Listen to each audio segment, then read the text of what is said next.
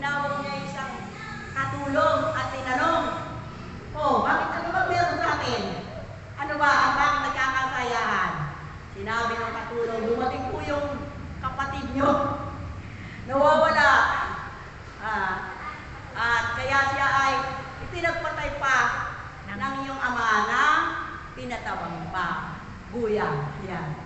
Pinatabang pa. Guya. Kala ko batay. Balikin pala yun. Guya. Pinatabang guya. Yung pinatay. Nagalit yung kanyang anak na lalaki nagtampo. Ayaw niya pumasok sa kanilang tahanan. No? Ayaw niya, doon siya sa labas. Nanatili siya doon sa labas. Kaya nga yung kanyang ama ay lumabas. Sabi kasi nandun sa labas yung anak ng lalaki. Ayaw pumasok. Nagagalit. Kaya nga naman lumabas yung ama.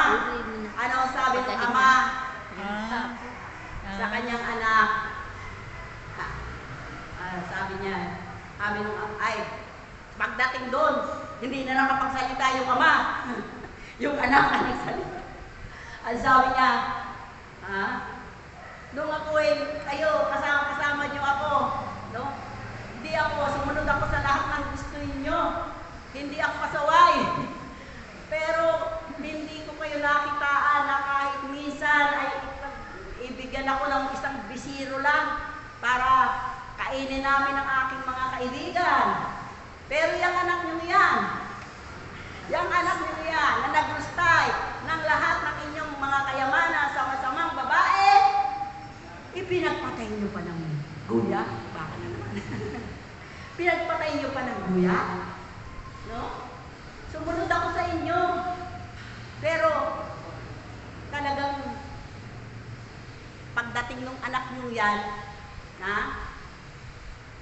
ipinagpatay niyo pa ng guya. Imbis na palayasin niyo dahil naglustay ng lahat ng inyong mga kayamanan, niyakap niyo pa. Di ba? Pero siya, ang tagal niyang kasama siya ay sumunod, naglingkod, no? Hindi siya pasaway. Pero wala siyang napalang ganun. No? Kaya siya nangingit-ngit. No? Nagsesel siya doon sa kapatid niya na dumating. No? No? At bigla namang binigyan ng maganda at tinanggap pa ng kanyang ama. Amen?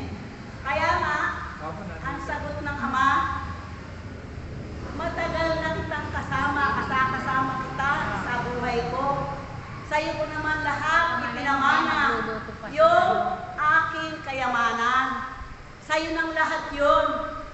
Pero itong kapatid mo na nawala at muling nasumpungan, nabuhay.